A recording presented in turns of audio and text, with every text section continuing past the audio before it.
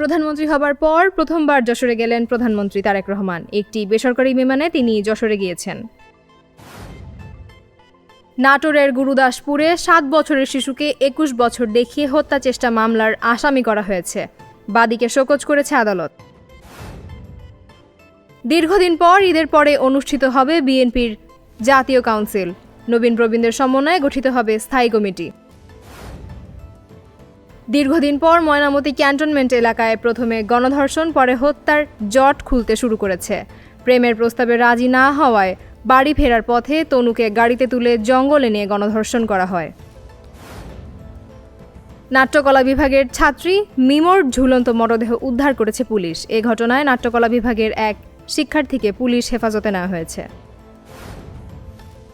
President Trump বলেছেন, নৈশভোজে আক্রমণকারী একজন মানসিক ভারসাম্যহীন খ্রিস্টান বিরোধী ব্যক্তি। বলিউডের জনপ্রিয় তারকা কাজলের শপথ ভঙ্গ করে দ্য ট্রায়ালের একটি অন্তরঙ্গ চুমুর দৃশ্যে অভিনয় করে কাজল তার নো কিস পলিসি ভেঙে ফেলেন। বলেন, চরিত্রের প্রয়োজনে তিনি এ দৃশ্যে অভিনয় করেছেন।